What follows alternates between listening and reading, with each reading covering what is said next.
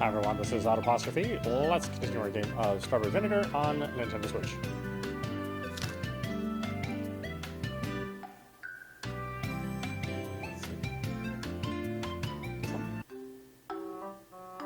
I guess it sounds a little cool when that character says it, but if I wrote that in a test, I'd get a 0. It's so unfair.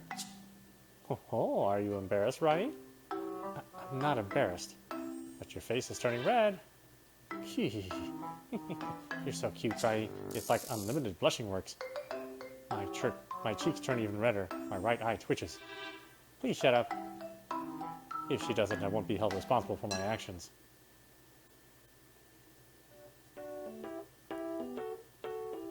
Oh, this miso soup is delicious. Oh, it looks like you're in high spirits today. Of course I am. We're going on a school trip. Isn't that right, Rie? You don't need to yell. I'm well aware we're going on a trip. I've never been on a human school trip before. I can't help it. Human? Dad suddenly pauses, his forehead furrowing. The expression on his face is unusually serious, his eyes hard like stones. A cold chill creeps down my spine. Why does the atmosphere feel so serious all of a sudden? Has Dad finally noticed just how strange Alicia is? Did all the puzzle pieces slot into place? When Alicia first forced her way into my home, I tried to tell my parents about her unusual background, but they didn't listen to me. They refused. Now that a few days have passed, however, I finally begun to get used to Alicia's company. If Dad suddenly realized that there's something wrong with Alicia, won't that be a big problem? What will Mom and Dad do to her? Will they kick her out of our home? Maybe call the police? No, since she's a demon, calling the police wouldn't be enough. Maybe they call a priest from the local church and try to exorcise her from existence with a magic circle. This isn't right, is it? This isn't it, right? We came so far together, Alicia and me, but has this ruse finally come to an end? Is Dad going to point a finger at Alicia in a dramatic burst of hot-blooded spirit and firmly declare her, once and for all, to be a rogue, an imposter, and an unwanted interloper? Alicia, you're saying you're not human? Yep, I already told you. Right from the very beginning that I'm not human. I'm a demon. Something like that, though. I sit there, the blood frozen in my veins, waiting for the quiet, peaceful world I've built over these past few days to fall apart in a shower of broken hopes and dreams. Something like that is no good at all, no matter how poorly you may think of yourself. It's too tragic to think that a cute young girl like yourself doesn't believe she's a human being. Wait a minute, what? Alicia. Yes? Though you might call yourself a demon, I will always see you as a kind and gentle girl. Don't think for 1 second that you've been a burden on us. I've had a lot of fun having you out in our home, and I love cooking for you. You didn't take advantage of our hospitality, and you certainly are no demon. If anything, I am the real demon for forcing my hospitality on you so unashamedly. Yes, you do have a habit of doing that, dear. I think you're forcing yourself upon this poor girl right now. Alicia, are you all right? Well... Alicia stares at the wall, her eyes glazed and empty as though she just witnessed a bloody battlefield. Maybe in a sense she has. What she bore witness to as she gazed into Dad's eyes was undoubtedly the sorry sight of his dwindling self-respect slowly crucified. I'm sorry, Alicia. Did I frighten you? I didn't say too much, did I? Yuki, what's wrong? What did I do? I think you might have scared the poor girl, dear. That was quite the display. But I was just trying to be understanding. The first step to achieving happiness is to recognize oneself as a human being that deserves love and affection, right? Well, I wonder, did you say those things to Alicia because you wanted to convince her of her own self-worth, or were you saying them for your sake? That's kind of a complicated question, but maybe I got a bit carried away? Just a little. I fish the last block of tofu out of my miso soup and pop it into my mouth, then get to my feet. We have to go to school now. I don't want to be late. See you later. I take hold of Alicia's hand and pull her to her feet. She doesn't resist. She doesn't do much of anything, really. She let me drag her along as though she has no muscle to her bones, no strength in her body, and no free will at all. I guess that's what happens when you have to deal with my dad. He's pretty shy, but he can be intense in his own way.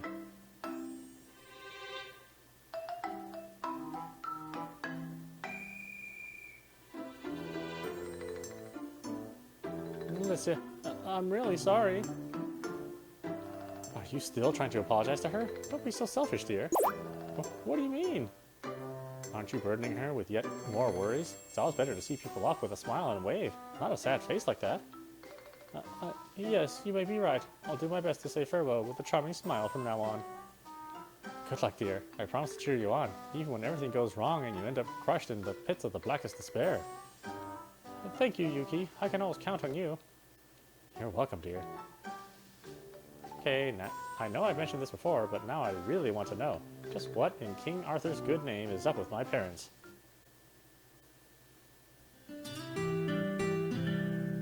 Alicia and I walked down the familiar path to school alongside the winding riverbank. It's a warm day. The river is a clear, crystal blue. It flows steadily, carrying silver fish along with it, their scales flashing in the sun. A few ducks bob along the surface of the water, like the yellow ones you could play with in the bathtub, but these ducks are slightly noisier than their plastic counterparts. It really is pretty. I can feel my worries melting away, one by one, like smoke dispersing into the atmosphere. Hey, Rie. What is it? I was just wondering, what happens on this school trip anyway? Didn't I already tell you? We tramp all the way into the mountain to pick berries, and then we tramp all the way back down again. It rained a lot last year, and the paths were all muddy, but we had to go to the mountains anyway, because that's what my school has always done, and you just can't beat bureaucracy. You sound like a disgruntled salaryman, Rie. I'm just cynical. How can I help it when so many things in this world are so stupid? I bet everyone looks stupid to you since you're so smart. I get good grades, but I don't know if I'm that smart. Not really. There are smarter people. But you use so many long words and you're only 9 years old. I don't think knowing a lot of long words makes you smart. It's how you use those words that really counts. Maybe. You sounded really smart to me just now, though. Well, you're easy to impress. Maybe you're right, but I've never met a girl quite like you before. You're only saying that because I'm the first human you ever spoke to. I'd find you interesting even if you were the 1000th or millionth human I'd spoken to. You're a lot of fun to be with. I look away, trying to hide my flushed face. Well, thank you, I suppose. You're welcome. So, Rie, yes? How do we get into the mountains? We don't have to walk there, do we? Of course not. I'm sure the school would love making us walk 50 miles if it would cut down on their expenditures, but that would probably count as child abuse.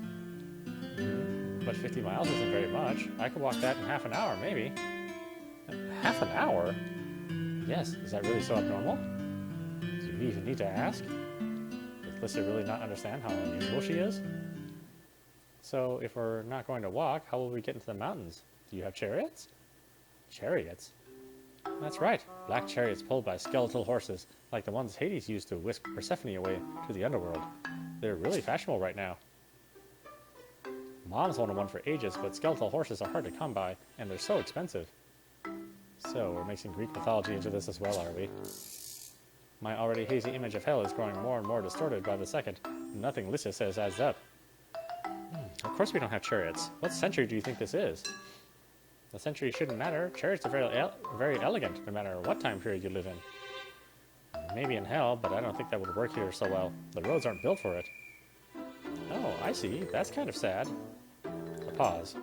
So, if you don't use chariots, what do you use? You don't have your own Cerberus, do you? More Greek mythology? Really? I'm still trying to get to terms with the fact that Hades and Persephone exist, so don't go adding a colossal three-headed dog into the mix on top of that. No, of course we don't have a Cerberus. Who on earth would own a Cerberus? And why are there more than one? Well, it's quite simple. When one Cerberus loves another Cerberus, very much they... Alright. I get the general idea. You don't need to go into so much detail. Huh? But Aurora taught me all about it a few weeks ago. I was really proud that I managed to learn something so complicated. Is she being serious? Sex education must be lousy in hell if she only learned about the birds and bees a few weeks ago. Or, as it were, the Cerberuses and Cerberuses. Cerberuses and Cerberuses? Does that mean hell is overrun with monstrous dogs baying for blood with all three of their hideous heads? If I had no intention of going to hell before, I certainly don't now.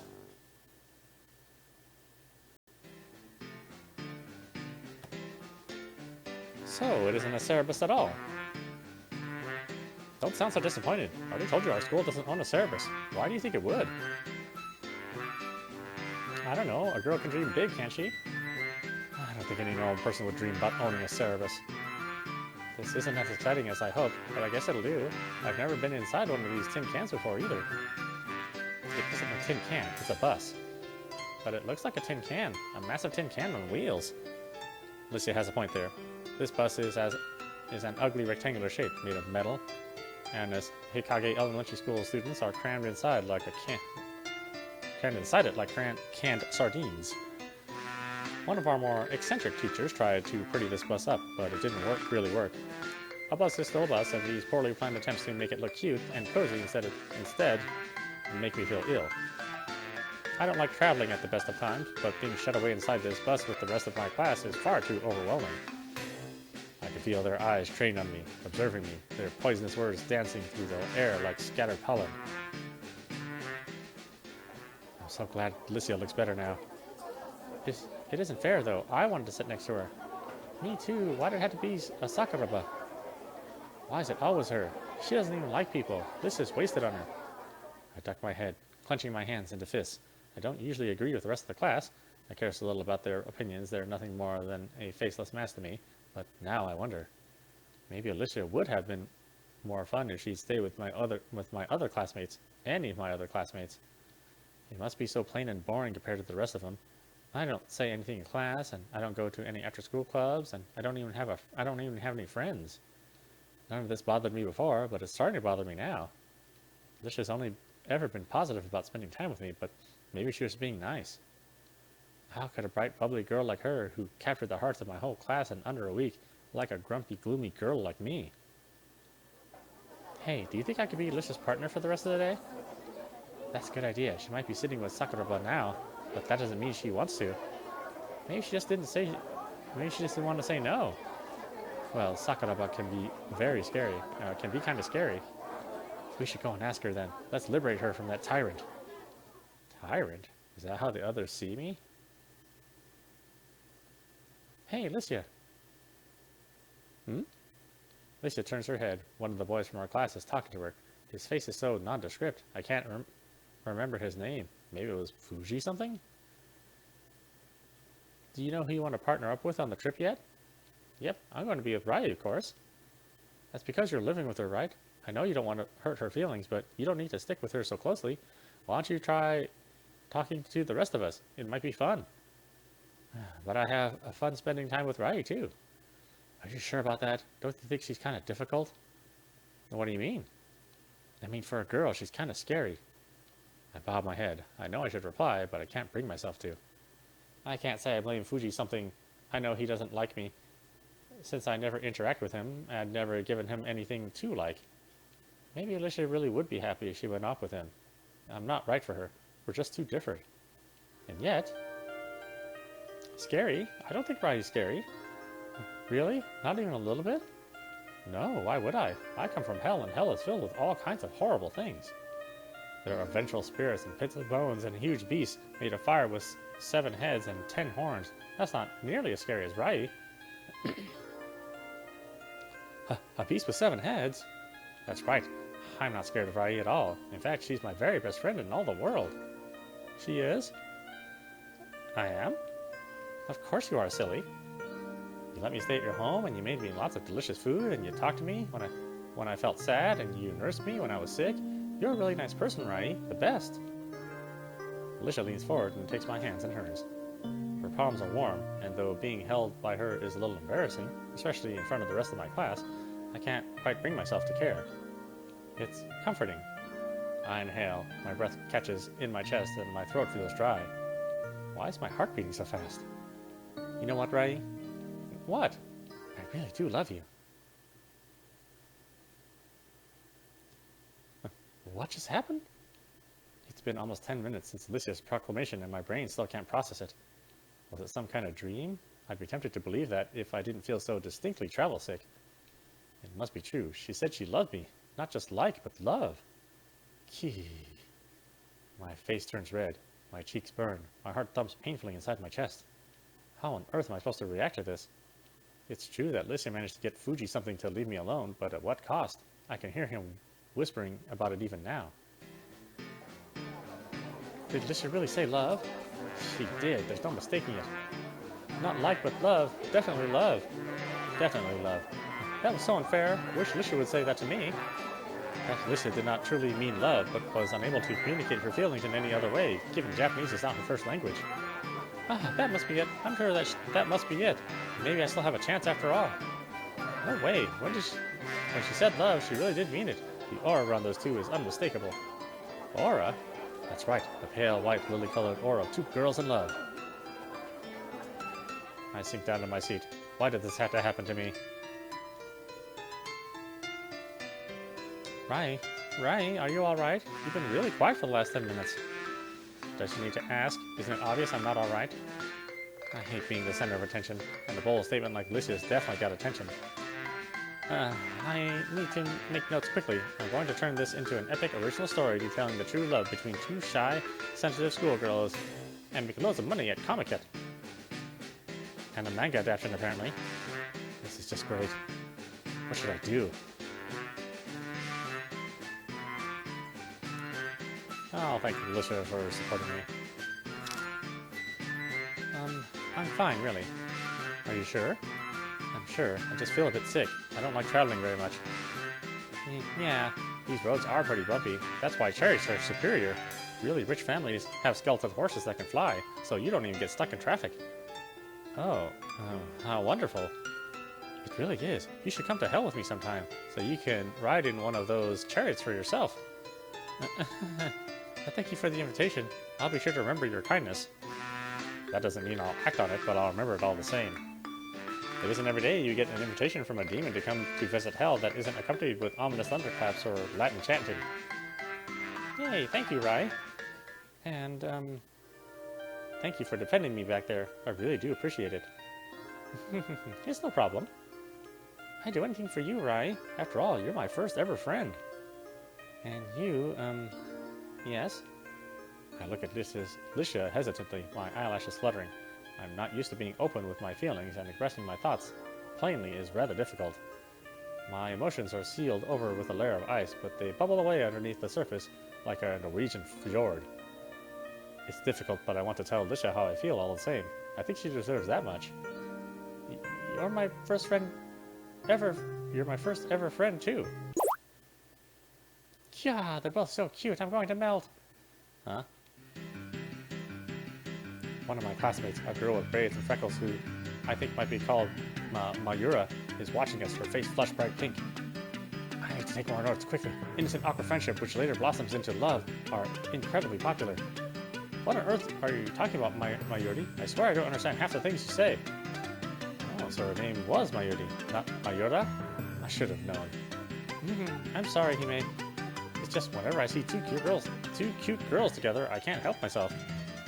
There are far too many mainstream stories about male and female childhood friends who grow up to be lovers. There should be some stories like that about women, too. Perhaps that's true, but I think we're too young to write romance stories. It's shameless. You say that, but you'd be surprised to know how much fan fiction on the internet was written by elementary school students. I hardly knew Mayuri. I didn't even know what her name was until a few seconds ago, but I think she might have a point. The internet is a very strange place indeed.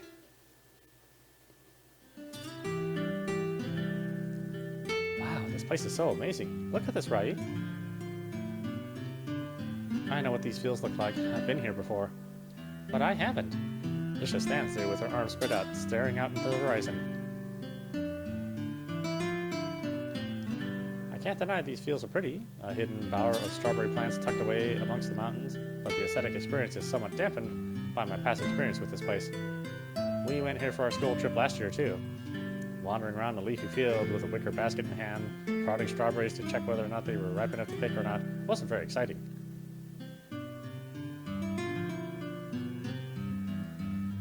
How can you be that enthused? It's just a bunch of fields. It might be a bunch of fields to you, but it's like a whole new universe to me. I've never been anywhere so green before. Well, that much is true. It certainly is green around here. Not all of it, though. I pointed one of the more bedraggled strawberry plants. Its leaves are sickly light yellow, and it's ridden with holes. I don't think this plant is going to last much longer. It'll probably die soon. Rie, you're such a pessimist. Why do you always have to look at the negatives? I wasn't trying to look at the negatives, I just happened to notice it. It's not my fault. Some of the plants might be a little dead, but that doesn't mean my enthusiasm is. They don't have anywhere like this in hell. I can't imagine the climate down there would be good for farming, what with all that fire and brimstone. You're right. How did you know? It was just a guess. Even the air here smells nice. I can feel all my worries melting away. Ah, but this is no time for being sentimental. We had to pick all these cute, delicious-looking berries. I can practically hear them screaming to me, saying, "Licia, please eat me." Now that sounds like something from a horror movie. Come on, Rie, let's go. Licia looks completely enamored. I want to tease her, but her smile is so pure my words falter. Her face is bright, almost dazzling. She looks like a young maiden who's fallen in love for the first time. Well, she did say she loved me on the coach earlier. Could that have anything to do with the smile on her face? No, that's ridiculous. I shake my head, my face flushing. Licia might have said she loved me, but she couldn't have meant it. She's too young to understand what that word means. And anyway, she isn't even a human. She's a demon. Are demons even capable of love? It seems contradictory. Licia's entire existence is contradictory. She contradicts the laws of modern science, rationality, and good old-fashioned common sense. And yet, though she shouldn't exist, she still does. She definitely does. If she didn't, how could she be holding my hand like that?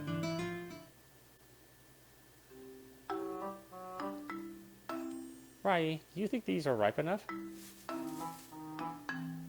I kneel down, examining a strawberry Licia's pointing at with the tip of her index finger.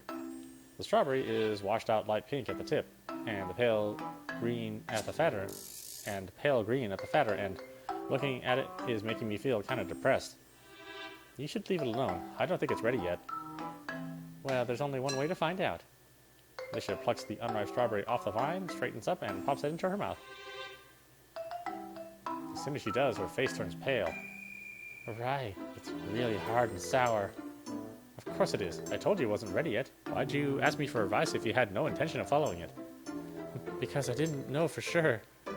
Well, now you do know. Why don't you spit it out? Because it'd be wasteful. It'd be a waste of food. I have to finish what I started. Even if she's a complete airhead, she at least has some sense of duty. I just wish it wasn't about weird things like this. You've been eating every single strawberry you see. You haven't saved a single one. But I need to test if they taste good before I put them in my basket. But by that point, it's too late. The strawberries are already gone. Honestly, do you ever think before you act? Not really. That's boring. I want to live in the moment. Like, attack! Licia punches a fist in the air. Her loud yell startles a few birds nearby, and they flap off with a series of alarm squawks. I don't even know what you're really talking about, but thinking about your giving me a headache. Anyway, we still have the lunches Dad made. You don't even need to stuff your face with strawberries. You'll ruin your appetite. Oh, yes, lunch. I could eat that, couldn't I? No way, it's only 10 a.m. But I'm hungry now. Licia pouts and stamps her feet. You should have known I'd want to eat lunch as soon as you brought this up. Maybe so, but I won't let you disregard normal meal times. You're a human. Well, strictly speaking, she isn't, but she looks enough like one. It still counts. Not an animal. So you're saying I can't eat any of my strawberries, and I can't eat any lunch either? No. Then in that case, I'll just find something else to eat. Hey, where are you going? Licia doesn't reply, but she doesn't need to. Her actions speak louder than words. She takes a running leap at a nearby tree, grabs a hold of the lowest branch with her right hand. She pulls herself up the trunk like a monkey, digging her feet against the rough bark for purchase. Come back down from there. If you fall, you'll get hurt. It's fine. I'm good at climbing things. I've climbed the red sulfur stacks in hell more times than I can count. Given Licia's less than spectacular grasp of rudimentary mathematics, I'm not sure if this feat is quite as impressive as she'd like me to believe. I don't care. This isn't a sulfur stack. It's a tree. The two are very different. They might be different, but it's the same principle. Licia pulls herself a little further up the tree. Her movements are surprisingly graceful, and I find myself being drawn to her despite myself. Didn't Licia say she was going to extract her revenge upon Mother Nature a few days ago? Is this spectacle part of her revenge?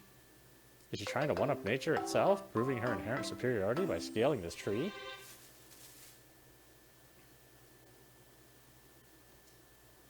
And, just as I thought, it's an apple tree. No, of course she isn't. Lisha didn't climb that tree to prove a point. She climbed it for the simplest reasons. The exact same reasons which led to mankind's discovery of fire. She did it because she was hungry. Ah, this is really good. The apple's so crunchy, and it's all covered in dew. Do you want an apple too, Rie? I think I'll pass. Are you sure? It's really good, I promise. Here. I'm fine, thank you. Oh, come on, Rie. These apples are really refreshing, and they don't even have any worms. Well, I would hope not. I sigh. I'm not very hungry, but Lisha looks so expectant, I'd feel mean to refuse her. All right, fine. I'll try one of them. Yay! You won't be disappointed. Lisha tosses the apple down at me. It arcs through the air, a bright red projectile. I catch it with both hands. It hits my palms with a satisfying thud. The surface of the apple is shiny. I can see my face reflected within it. The apple is slightly smaller than those found at a supermarket, and imperfectly formed, not quite a neat sphere. A few bumps and bruises that mar its skin only make the apple more charming. However, it seems more natural somehow. I don't even need to take a bite into the apple to taste it. Its scent is rich and enticing, and inhaling it makes my mouth water. You're cute, Rie. You look so happy, and over something so simple, too. I'm not happy. I wasn't even smiling. Maybe not, but I could see it in your eyes. My eyes? What kind of cliche nonsense is this? How can she even see my eyes all the way up there? That's right. Your eyes look very warm and soft right now. Like toffee. No matter what you say, your eyes can't lie. Giggling to herself, Lisha takes the apple held in her hand and takes a bite out of it. The apple yields through her teeth with a sharp, sweet crunch.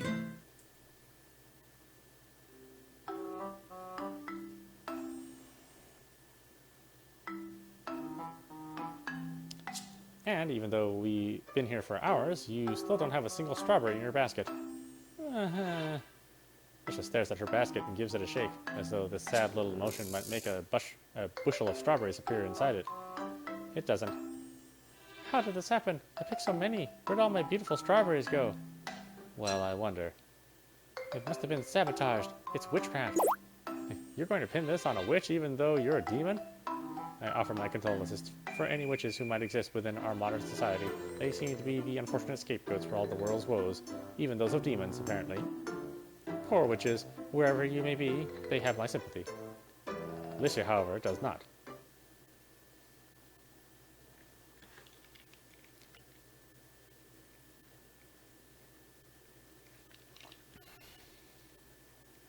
Our teachers let us keep the berries we picked during the trip. They said we could regard them as souvenirs of sorts. They're not the most durable of souvenirs, since strawberries have short shelf lives, but I think Lisha would appreciate any other. I don't think Lisha would appreciate any other kind of memento. Incidentally, Lisha perked up about her paltry, read non-existent haul after I said she could have some of mine. She's such a simple girl.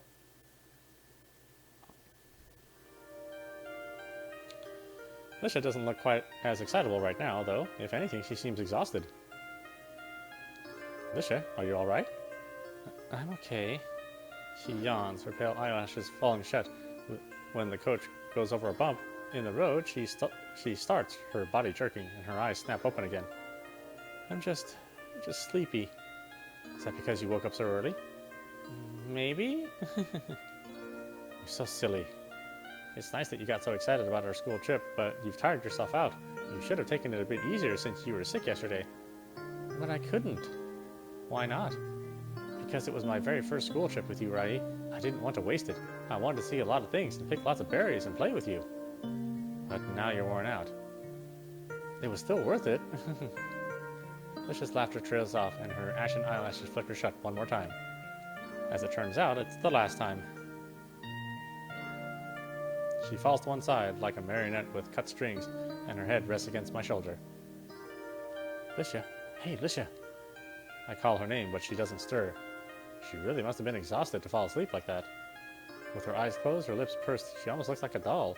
A life-size doll with an uncannily human features, save for those horns and that tail, of course. I can feel her hot breath against my neck and see, though just barely, her chest rising and falling in her sleep. I'm not uncomfortable like this, but the rest of my classmates are staring at me. It's kind of awkward. What should I do?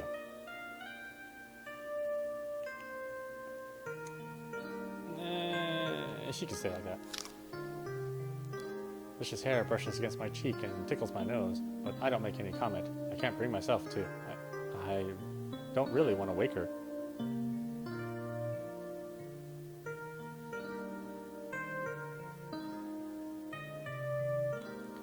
For now, I'm more than content to let her sleep through the rest of our coach journey, her head against my shoulder. I can pretend to be annoyed about it when she wakes up. Really, I wouldn't be pretending because I don't like telling lies, and being used as a pillow is kind of dehumanizing, isn't it? But in the end, no matter what I tell myself, I know I'm not really upset. If anything, I might be happy about our newfound closeness. Just a little bit.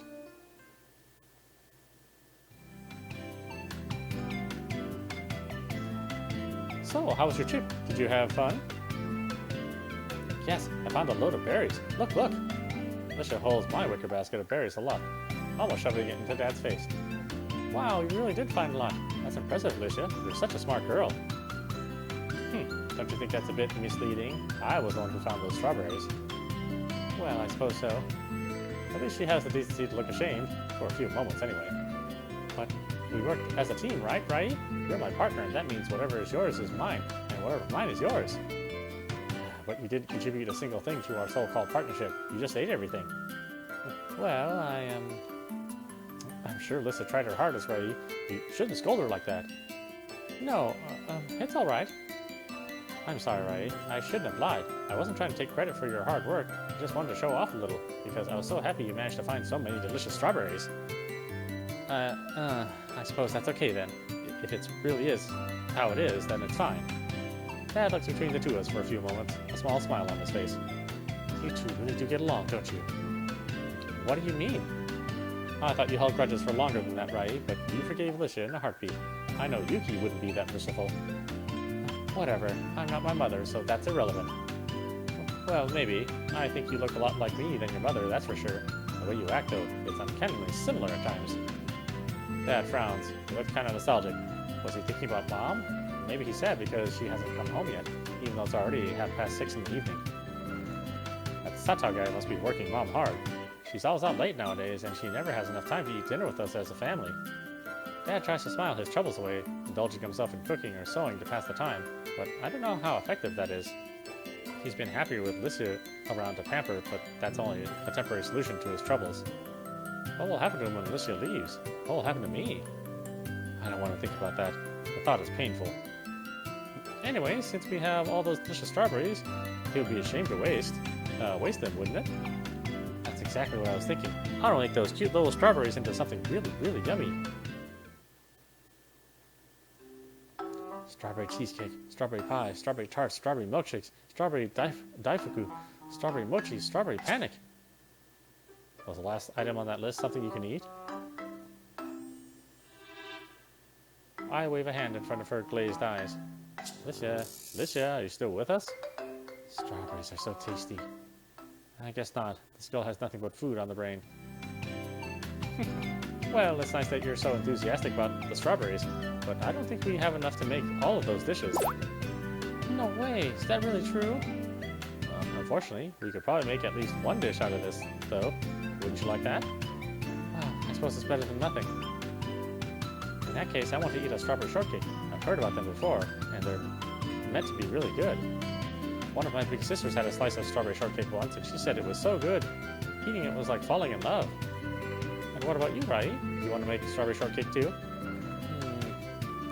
I don't dislike strawberry shortcake, but I think it's a rather plain dessert. I've had strawberry shortcake several times before, so I know how it tastes. Actually, I think I want to try something a bit more unusual. What? Rie, you betrayed me now, in my hour of need?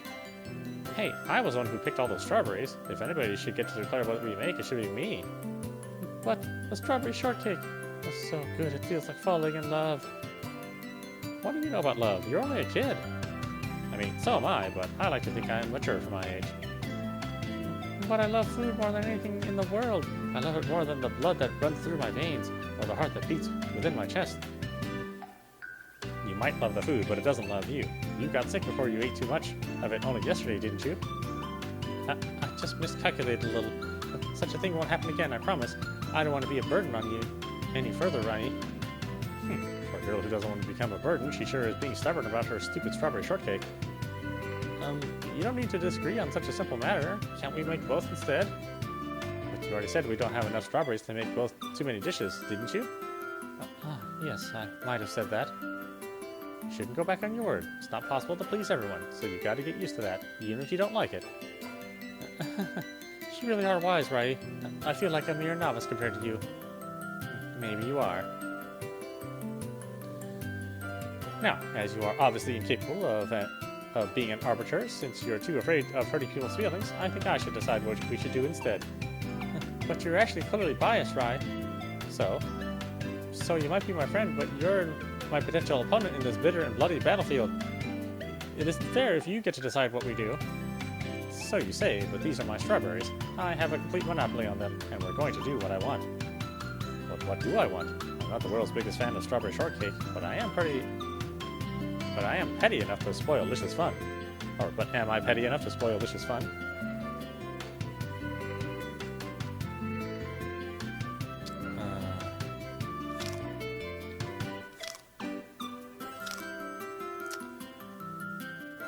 I'd like to think I'm more mature than that. Oh, it looks so good. Thank you, Rie. You don't need to thank me. If you want to thank anybody, it should be Dad, since he did most of the work. Well, of course I'm going to thank Kazuki, but I want to thank you too. Why? Because you let me have this adorable strawberry shortcake, even though you don't like it. It was very thoughtful of you. I glower, trying to quell the blush that I know is threatening to rise to my cheeks. I didn't do it for your sake. I just didn't want to argue about something so petty. It would be childish. I don't know if my half-hearted rebuttal sounds particularly convincing, but this doesn't seem to bother Alicia. She accepts my word unquestioningly with a good-natured smile. Well, no matter the reason, I really am thankful, Rie. I look down at the floor, biting my lower lip. I think I'm an honest person, but when I'm with Alicia, it becomes a lot harder to tell the truth. My heart is filled with complicated and contradictory emotions, and I'm not sure which of them to believe. All of them? None of them? It's true that I caved into Alicia's demands because I didn't want to have a stupid argument, but that wasn't really the only reason. I don't want to admit this to myself, least of all to Alicia, but something about her smile warms my heart. Alicia might be a demon. She's still one of the sweetest people I've ever met. She's the only person who's ever tried to befriend me and not give up along the way. Is that why I agreed to make her a cake? Did I feel indebted to her? I don't know if it's entirely right either. If my actions were born out of a sense of duty, then why do I feel so satisfied when I see her smile? Maybe I had some selfish motivations too. Most people do. Everyone in this world is pushed along by their own greed, and I don't think I'm any exception. Does that mean that Alicia's happiness is my own happiness? I shift awkward. I don't think I've ever been this invested into somebody else's well-being in my life. To tell the truth, it's a little disconcerting. I'm not used to it. The cake looks so cute. It's so adorable, I want to add it to my family register. What are you talking about? Since it's hot in hell, wouldn't it melt? Hot?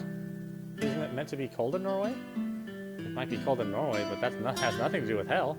Hell doesn't abide by the rules of the human realm, be it Japan or Norway or the center of the Bermuda Triangle. Wow, I had no idea hell was such an incredible place. I thought it was only a small village. It is a small village. Just ignore Alicia, Dad. He's spouting nonsense. I wouldn't want the poor people who live in the real village of hell, Norway, to feel misrepresented. Residing in a place that's literally called hell must be difficult enough without people like Alicia further sullying their reputation. Now, aren't you going to eat your shortcake? We made this for you. But it's so pretty, I'd feel guilty. That's a first. But at the same time, it's so cute, I want to cut it. I want to cut it wide open and watch it ooze its cakey innards all over the table. Is that what people usually do to things they think are pretty? Maybe it's a common custom in hell, the one with fire and brimstone, not the one in Norway. I wouldn't be too surprised. Can I cut the cake, Kazuki? Can I? Of course you can. You're an important member of our team, too. Here you go. Alicia stares down at the cake, knife in hand, frowning. It looks like she's trying hard to make sure each and every piece she cuts is perfectly equal, which is a little unexpected. Knowing Lisha, I thought she'd take the whole cake for herself and leave everybody else to fight over the crumbs. I guess there are some things even she takes seriously. Those things being food, of course. Lisha cuts through the soft sponge cake slowly. The sweet scent of cream hovers in the air, mingled with the tartness from the ripe strawberries freshly picked this morning. I'm not a big fan of cake, but this might be enough to convert me. The layers of sponge are an inviting yellow, sandwiched between a thick layer of white cream and cut strawberries. The top of the cake is frosted with cream in a pure white sheet like fallen snow. Delicate little rosettes of cream have been piped around the edges, and sliced strawberry halves nestled against them. Right here, this piece is for you. Lisha hands me a plate with a piece of strawberry cake on it. It's not a very neat slice of cake, but it looks delicious all the same. Are you sure I can eat this? Of course I am. You're hardly going to wear it, silly. I know, but you were the one who wanted to make a cake, so you should get the first slice. But you're the one who made it. You deserve the first slice more than anybody else. Well, I look away, biting my lower lip. Do we sound foolish? We might as well be a pair of lovers, twittering to one another over the end of a phone line. You hang up first. No, you. My face feels redder than ever. My cheeks are burning. What? Oh, nothing. I just thought your face looked a little funny, Rie. You have no right to call me funny when you're wearing an apron like that. Is there something strange about it? It's kind of gaudy, isn't it? But it's one of my favorites. They're all your favorites. Anyway, do you have something sensible to say, or did you just want to make fun of me? Well, I just thought maybe you and Lisha could compromise. If you share that slice of cake, you can both eat it first. Share it? Same slice? I look at Lisha. She looks at me. We blink. Then a wide smile captures Lisha's lips. Her whole face sparkles. Of course we can share. We are friends after all. That sounds like fun. Hey, wait a minute. That's embarrassing. Only couples share slices of cake like that.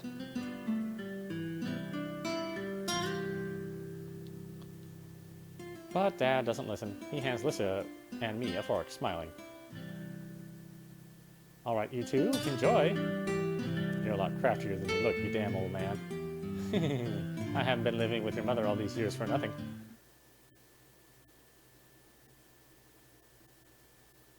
Hey, Rie.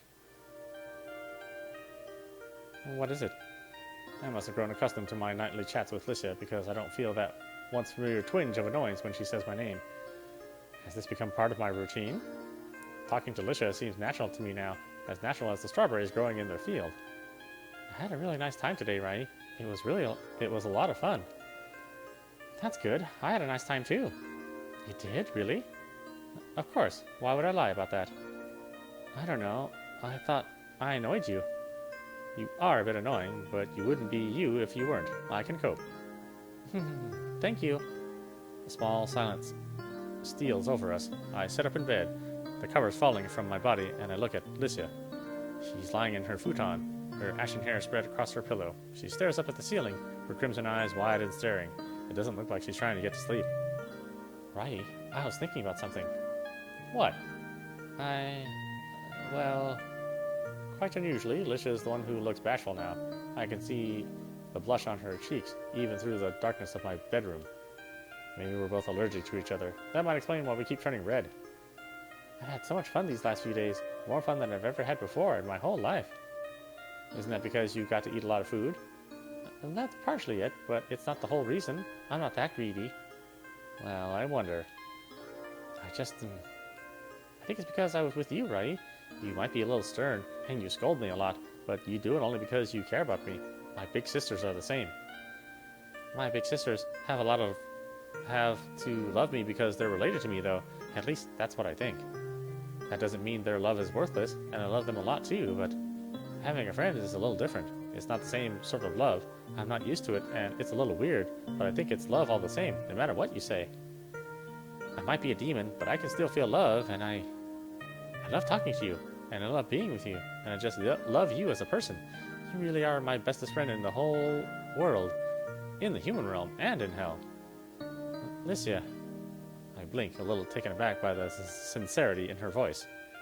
Since Licia is quite a silly person, bobbing along through life like a rubber duck in a bathtub, I never thought she could think about things so seriously. I must have been wrong. What can I say?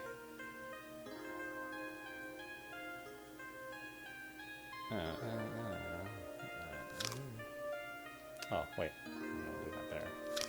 You can do that here. Yeah, over here. Yeah, over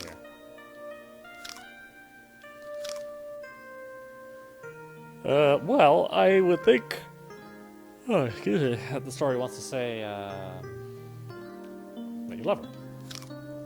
Well, I hold my hand to my chest. I can feel my heart pounding beneath the thin fabric of my pajamas top. It's so loud, I wouldn't be surprised if Licia could hear it too. This isn't the first time Licia has professed her love to me today. She did it once before, back on the coach. I was surprised by her sudden declaration at the time, but I didn't bring it up. Instead, I tried to ignore it. I ignored it because I didn't know what to say. I ignored it dropped because I was flustered and confused, and I thought it'd be easier to pretend that she hadn't said anything. But that was wrong, wasn't it? He was cold and callous at me. Licia's feelings are important, even if I can't understand them, and they deserve to be treated with respect. While it's true that Licia's still young, maybe she really does love me. I don't have any right to deny her feelings. But where does that leave me? Though Licia might love me, I still don't know how I feel about her. I like her, that's an indisputable fact, but is that the same as loving her? What does loving somebody even involve? I know there's a definition of love written in the dictionary, but that isn't good enough for me. I bet if I asked 50 different people on the street what love means, I'd get 50 different answers. But I don't care what the dictionary says, or what 50 other imaginary people might say. What am I going to say? What do I think?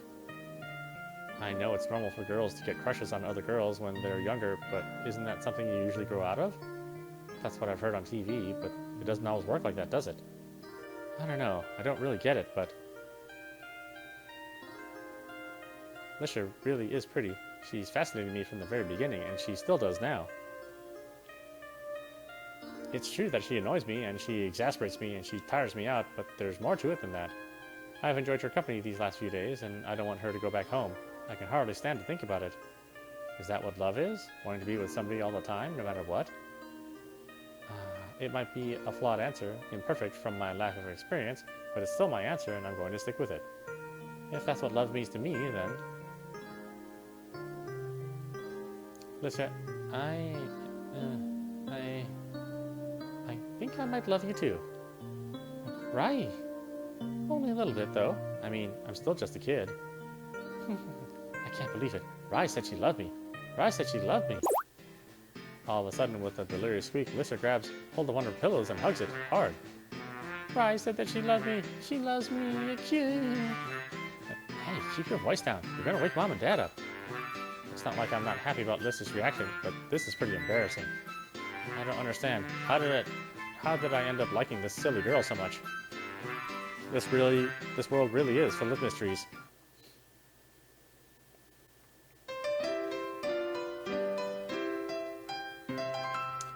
Day 6, Saturday.